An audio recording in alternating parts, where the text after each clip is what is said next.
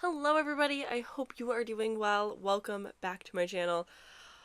Boy howdy, we're going to discuss pretty quickly, for once, the books that I read in the month of March. March just ended, which means that April's begun. Spring is not only here, the sun is out, it's shining. It's been so lovely seeing all of the flowers pop up, like the daffodils started growing and now the tulips, and it's just like a great time. Cherry blossoms, the trees, it's been lovely. I'm so happy that it's finally spring. It's making me feel a little bit more alive right now. With that said, March was long for me. We are so freaking close to the end of tax season, which means I will have a life again. I truly have been so busy. I'm about to start working for like 6 days in a row. So it's like a lot. It's a lot.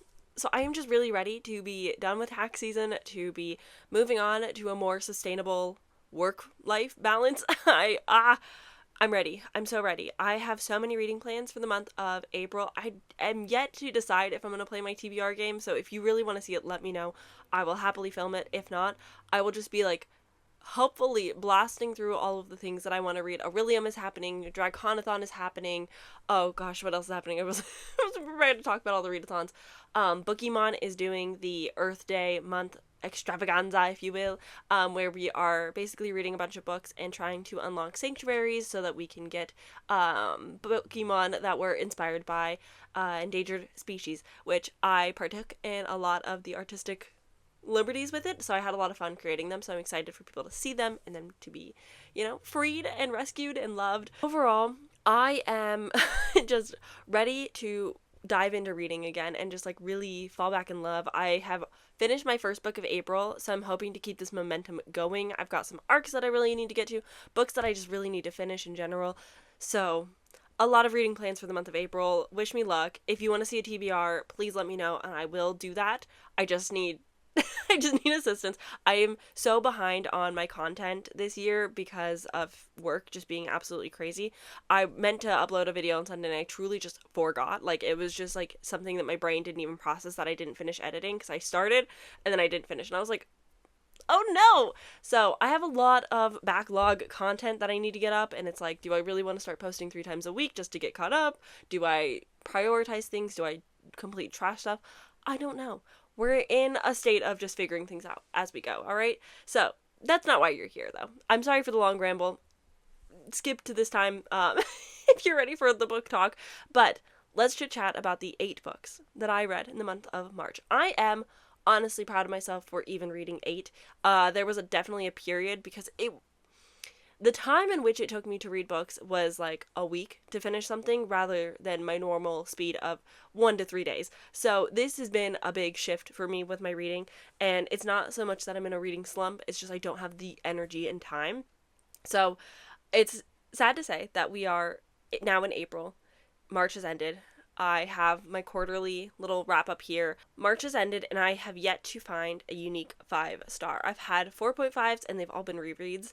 I've not had just like a solid 5-star except for the end of Fruits Basket, which I knew how it was going to end. It wasn't my first time reading it, but it's not like a reread. I'm not doing quarterly stats this year just because my stats are really sad right now. So we're gonna just leave it at this like nice little coffee themed quarterly wrap up because of the Pantone color of the year is mocha mousse, and so that's my theme for this year. Simple and easy. But let's dive into my March stats really quick. I read 8 books. I read less than 1,000 pages, which this has been my worst reading month of the year. It's wild. Normally, based off the last few years that I've been tracking, January to February is like my slow, but that's when it starts ramping up, and March is usually pretty solid, and then April is like explosive. This year it was a really high January and a really low March, and we just kind of been going down, so I'm hoping that now we're gonna kind of slide back up. I have not read a whole lot of things. I don't have like a strong favorite. I did really enjoy Golden Sun, so I guess that's kind of my favorite. We'll chit chat about that in a second. I don't have like crazy stats. Like, I think well-rounded overall. I had some disability rep, I had queer rep, I read queer authors, I read authors of color, so like there is like a mix going on, so it's not just all the same stuff. I did read some things for readathons, so I do feel semi-productive with the things that I did read, even if none of them gave me a 5-star. So let's jump in. The first thing that I read was actually discussed in my February wrap-up because I finished it like the first day of March, but that was Witchcraft for Wayward Girls by Grady Hendrix. So if you want to know more about that, you can check out my last wrap-up to hear all of my thoughts. But it was a 3.5-star read. I did overall felt engaged in the story and was hooked on what was going on, but never connected to the characters or this time period. So it wasn't something that I was like super obsessed with compared to different Grady Hendrix that I have read and have stuck with me. But overall was an interesting read. I think it was educational and important. So yeah, that was the first thing that I technically finished, but the first book we're really going to dive into is Golden Sun by Pierce Brown. This is the second book in the Red Rising Saga series. It's great. It was so good. I still really loved it. I had a fantastic discussion with Daphne. If you are trying to participate in the read-along, but you're a little bit behind, feel free to catch up and watch those live shows, and we just chit-chat about how we felt about the book and things that happened. A lot of the discussion really is just about the characters who are so near and dear to my heart. I am so excited to be continuing on. We will be reading Morningstar. Well, we read Morningstar in March. The live show will be coming up not this Wednesday, but next Wednesday, which is the 9th of April. And in the month of April, we will be reading Iron Gold. So I'm excited to continue on and discuss more about these books. We're honestly making great progress. I'm proud of myself for sticking with it. Thankful to anybody who has joined us. But I really liked Golden Sun. It has such an explosive ending that really makes you want to continue on in the series so quickly. I love all these characters. They are so precious to me. I've explained Red Rising a few times on my channel because I've been reading with you guys and talking about it so much, but we're following Darrow, who was once a red and has transformed into a gold to infiltrate the group, and the politics in the second book are so strong. He kind of causes just absolute mayhem across the golds and is really disrupting their day-to-day, which you're seeing a lot of the pros and cons of being at the top of society and having all the power, while also, you know, not doing great. Lots of infighting happening and just some fantastic characters. I would die for the fox, whose name I don't remember because I always just name them Jellybean. But I know that's not their actual name, but I just, because they eat jelly beans, I'm like, that's Jellybean. But yeah, I really enjoyed Golden Sun. I'm very excited to continue on in the series. So that was Golden Sun by Pierce Brown. I don't want to spoil things, obviously, but I'm having a great time reading them, and I invite you to read with us soon.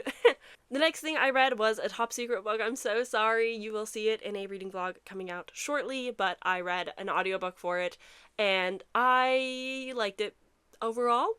It wasn't a super standout book, but it was overall a time, and I'm excited to have the discussion about the book, and I'm excited to show it to you guys when it happens. I know it's really annoying, but I am a part of a secret project, so I have to keep things tip-top. I can't even log it on Goodreads. It's destroying my inner soul because I'm such a planner. I love having things just organized and done right, but I can't, so we'll talk about it soon, hopefully.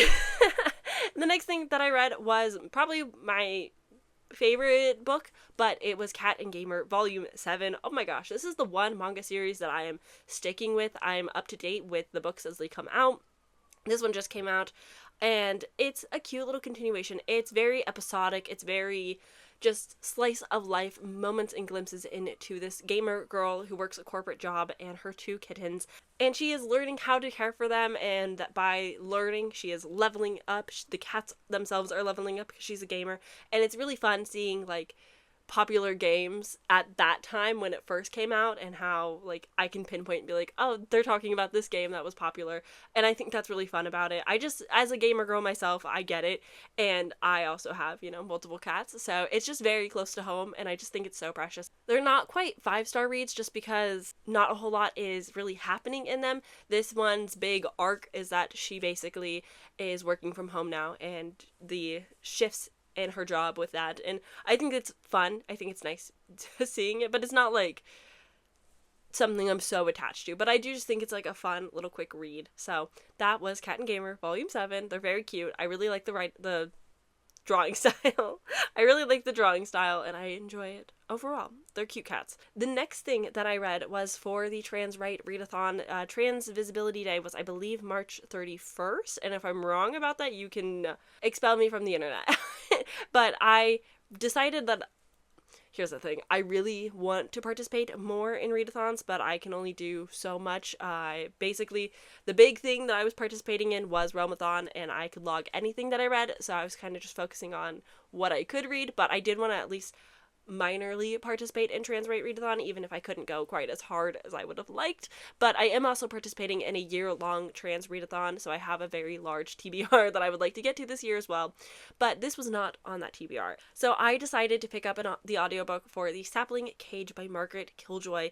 This is a story of a young who doesn't quite fit in, has always been a bit of an outcast. Through a great friendship with this girl, decides that they're going to kind of the parent trap it, but they don't like it all the same, but they're kind of like parent trapping, they're switching spots. So she is going to join the knights, which is typically the boys' path, and he is going to take her place as a witch and join the coven and learn with them, because the coven has never seen them before. It's not like the identity can really get exposed. I don't know quite how to review this. As a cis person, I don't know if the representation is necessarily the best. I don't think it's going to work for everybody. I think that, obviously communities are not a monolith, so some trans people might really resonate with this, and some trans people might not enjoy the fact that they are basically not dead named because they come up with their name, they're pretending to be a girl, but they also are exploring what that really means to them throughout the story. So it's really a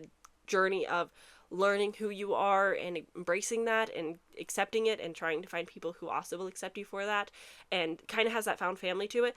But it is hard to talk about because they are often referring to themselves as a boy, but also sometimes as a girl. And as the book continues, obviously she is a girl, and there's just a little bit of dead naming type of storytelling at the beginning, and I don't know comfortability wise how that will work for everybody, but it definitely made focal point of the story really about the transness, which I think is beautiful. And overall, the story itself, I didn't necessarily obsess over. This is the first book in I think a trilogy, but I overall struggled with just caring about the plot. I did not really connect with any of the side characters or our main character too much. It definitely reads a lot younger than I typically go for with my YA, and that might have been something that was slightly holding me back, but also just overall, I love the whimsy and magic of it, but I kind of wanted more explanations of it as well. But I do appreciate the acceptance of our main character. She is really just so strong and such a caring character. I really love to see it. The coven itself is interesting for sure, and I think I will continue on in the series whenever the next book does come out, but it's not one that I would be jumping at the bits to get to, but I do recommend it. I enjoyed the narrator, I enjoyed the story overall, and I'm excited to see what these characters get up to. The next thing, oh my gosh, was honestly maybe not the best book I read, but the best experience reading I had this month, which was Such Lovely Skin. This is by Tatiana Schulte-Bahn. I'm not sure if I said that last name correct. I read this completely beginning to start on live sprints with Aaliyah and Richie over on the Library Dwellers channel. We've kind of got this impromptu unofficial book club thing going on where we do reading sprints every other month, where we pick a book and that we've just wanting to buddy read, but we decide to do it live, and you get to see our reactions, we chit chat. It's a lot of talking because what do you do when you get a bunch of people that don't see each other but once a month? And on the off months, we have Aaliyah's official book club, and we're kind of just hosting certain things. I'm not always a host for the official book club, but I will be for April, and so we've just kind of been doing this thing. In May, we'll be reading Chouette. I don't remember who the author is, but this is all about a woman who gives birth or gets impregnated by an owl. Richie sings its high praises, so I'm very intrigued, but we decided to start our buddy read and unofficial book club with Such Lovely Skin, and I have so many thoughts, but because it's all said in a live, and the live does get spoilery as we read on, I will let you go check that out if you wish. But this is about a young teenager girl who is kind of dealing with the loss of her younger sister, so definitely trigger warnings for child death, and honestly, neglect for a child. She's like a toddler when she dies, so just, be cautious of that going into this. But she's dealing with the death of her little sister Riley, and Vivian is a Twitch streamer gamer girl. She's like 16 though, and I have a lot of weird feelings about like kids being that much on the internet, because stalkers do exist. Twitch is not a safe space. YouTube isn't even necessarily like the safest of space, so I'm just like, parents not parenting quite good, but it's all good. It's fine. Basically, Vivian gets sent this game. It's an indie horror game that she decides to review live on her channel, and before she had to play it, she played it by herself, and she shared a couple of secrets and just a little bit about herself, and now weird stuff starts happening on the outside real life world. I will say that the premise of this story is really good. The synopsis gives a lot away, so I don't know if you want to know what like the big twisty thing of it is, because you find out still pretty early on, but if you hadn't read the synopsis, like figuring it out is kind of fun yourself, seeing like what is going on. Biggest critique is Vivian sucks. Vivian sucks so hard. She is probably the most unlikable character I have read in a really long time. She was so fun to hate. She says awful things. Even in her own head, she says like WTF, IRL. Absolutely infuriating. And the way that she is so obsessed with social media, the follows, getting, popular and having something that's viral, it's just absolutely ridiculous. Like, she will be in dire situations. She's like, but what about the followers? And it's like, girl, please, anything but like having content brain. She's so young, and I do wish that this book was just maybe a little bit longer to really have those conversations. I don't think that the author herself is properly like a content creator, a Twitch streamer, so I don't know if they fully get it. But content brain is like a serious thing that content creators go through. Like, it's hard to turn that part of your brain off. It's hard to live in your real life, especially if you do things like vlog. But if you are just like a Twitch streamer, like, the content brain is also real, and I just wish that we talked more about like the harms that this could do, not only to kids but like to adults too, and just like deeper conversations through it all. I really would have liked that. The saving grace of this book was absolutely the side character Ash. He was so pure. I loved him dearly. He is the little goth freak kid that everybody makes rumors about because he has issues with his father, that kind of, everybody kind of like bullies him, and he was just a wonderful character to have in the story. I did not like any other side character. I think the parents were bad. I think that her best friend sucked. I think that everybody was dumb. I think Eric, who was the best friend's boyfriend, what an idiot. I loved him, but I hated him so much at the same time. So I have a lot of complex feelings about this book overall, but it was so much fun to read. It was so much fun to discuss. It was something that I really needed in that moment. Not a great book. Not bad, but like not a great book. Definitely could have used more work. It is a debut. I am interested in their adult debut coming out this year. But overall, not bad, but certainly not good. Was entertaining and gave me some laughs and a lot of eye rolls. So that was such lovely skin. The next book I read, I really don't have a lot to say. I read That Time I Got Drunk and Saved a Human, which is the third book in the Mead Mishap series by Kimberly Lemming. I don't know.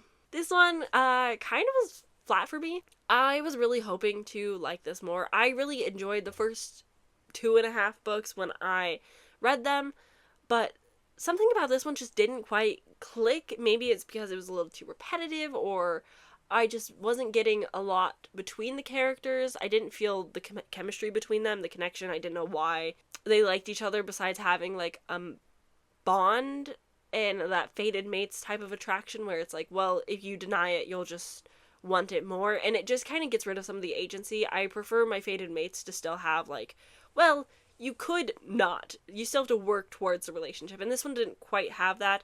And also, he's a dragon shapeshifter who basically kidnaps her. And it's a lot of, like, miscommunication. And, like, they could have just been, like, said some stuff from the beginning. And that would have strengthened the bond early on.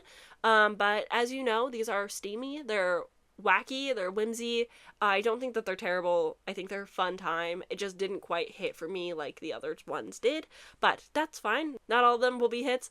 Overall, it was just like something I read, you know? And now we can talk about the final book, which was Listen to Your Sister by Nina Vale? Ooh. I don't know how to talk about this one. I'm really excited. By the time you see this, the Book Troop live show is going to be Friday, the 4th of April. And I'm so excited to discuss this one because I don't know how I feel. I read this one in one sitting, really. I was in a hotel room. We had to travel for Austin's work award show thing. And so I was laying in the hotel room. He was hanging out with his coworkers and I was just listening to the audiobook. I don't want to say that I was half asleep, but I do think I was kind of half asleep. Like I was just laying there and listening to it. And it's such a fever dream type of story that I don't know if I was confused because I wasn't following along super well because I was tired, or if it just was that weird and I just missed some things. It was wild. This is about 3 siblings. Dre, I don't remember her name, that sucks, and Jamie, their little brother. What was her name? Calla. Calla? Callie. Calla. I think it was Calla. But we're following these 3 siblings. Calla has kind of taken over the burden of having to raise Jamie, their younger brother, because their parents are out of the picture now. The first 45% of this book was slow. It was really real. It's definitely talking a lot about the BLM protests that happened and the harm that happened to a lot of people who were protesting, the brutality of police officers, and just what it's like being Black in America and the struggles that you go through and just how hard it is to make something of yourself, especially as a young teenager trying to find your way and yourself through just the absolute atrocities that are happening around you and trying to pave a better future, but also you're a kid, and so it's a little more dangerous and worrisome. And horrible events happen around the 45% mark that really kickstart the whole book. I do wish that part was short. I think it was important, but just for my enjoyment and where my reading is at now, I didn't want something like hard hitting and something that was like making me emotional. But that's not the book's fault necessarily. That's more a me thing. But I do wish it was just like shortened a little bit and we got to the weirder stuff a little bit sooner and had that take up more of the book, because that was what really led to my enjoyment of this, because I still don't know how I feel. But once we kick off, something happens with Jamie that really sets the book up, and the siblings need to run away, get out of town, and they end up in a cabin in the woods, which is like the premise of the book. Like, you're like, oh, we're in a cabin in the woods and spooky stuff happens. You're not really in a cabin nor in the woods. And so I think there was a little bit of like leading false promises going on, but oh my gosh, what happens? I don't even know how to explain. Like, I can't tell you because I would totally spoil everything, but just know this book is weird, and I don't know how to talk. I don't know how to talk about it. It was such a wild experience to read this and follow along to everything that's happening. It's hard hitting still, like there are difficult topics and a lot of trigger warnings to look into it, but for somebody's debut, they really said, what if we just went wild with the weird shit? And I really appreciated it for it. I really loved how weird this got. It was just like, it was absolutely baffling at times, but I also like was having a solid time with it. I still have a lot of questions. I just really need to talk this out. I really need to hear other people's opinions and thoughts on this book and really just have discussions about what was this, because I still don't know. But I had a really good time with it for the most part. I think it's about a 3.5 star. I think I would round it up to 4 on Goodreads, but it was just such a time. It was such a time. Overall, like, yeah, I did like it. I thought it was interesting. I thought it was different, but still not too weird, but definitely strange. And yeah, I don't know how to talk about it. I'm so sorry. This is a terrible review. I just don't want to spoil anything. But basically, there's something weird that's going on with Calla. She is the older sister. She's really taken on a lot of the burdens of taking care of her brothers and keeping them safe in this world. And there's just something not quite right about her. Something a little spooky about her, if you will. And it definitely goes in a direction you wouldn't expect. I don't know who I would recommend this book for. There are some books that you read, like Kimberly Lemmings. It's easy to be like, all right, if you like your steamy stuff and you like fantasy and you like cozy, this is the book series for you. It's that. And I could recommend that to somebody. I can know the audience. Listen to Your Sister. I don't know who the audience is. Obviously, you need to like horror and thrillers and mysteries to kind of enjoy it. But also, you have to like weird stuff. But also, like, it's not so weird that, like, I can recommend it to the same people who would like Bunny. It's not quite the same type of weird, you know? I don't know. I don't know. I don't know. But yeah, I read Listen to Your Sister. I had a pretty solid time with it. I will have more cohesive thoughts, I'm sure, after the live show. So if you're interested in how I feel, I will probably write up a proper Goodreads review sometime this weekend. So if you're interested in that, that's where you can find a proper words of how I feel. But for right now, this is just my raw, like, I recently finished this and I still am like, huh? So that's where we're at. But those were all the things that I read. I know it's pretty quick for me. Let's go. Shorter videos. I have so many things to film and edit. So I'm glad that I can at least get this one at a manageable time for me. But I hope that you guys enjoyed. Let me know what the best thing you read in the month of March was. How did your reading go? What are you excited for? What are you participating in April? What are you looking forward to read? I have so many things on my like immediate TBR that I genuinely just am like overwhelmed with the options, you know? So it's hard for me to be like, okay, Sam, chill. And we're gonna calm down a little bit and just read stuff for fun. I don't know how to do that. So we'll see how it goes. I have a lot of things. I've got a lot of anticipated releases that I really want to read. Just too much. Too many possibilities. I'm going to ramble forever, though, if I don't make myself leave right now. So thank you guys so much for watching. I hope you had a good time with me. This was maybe a little bit more chaotic. I did not take a single note on any of the books that I read. So this was all top of the noggin stuff. So I hope you enjoyed. And I will see you guys in my next video. Probably Sunday, maybe Tuesday, definitely Thursday. Wish me luck on these last 2 weeks of work, and I will see you guys in my next video, and we're gonna have such a good solid spring soon. In 2 weeks time, it's gonna be solid. We're gonna have a great time. So bye, thanks for watching. I'll see you later. Bye.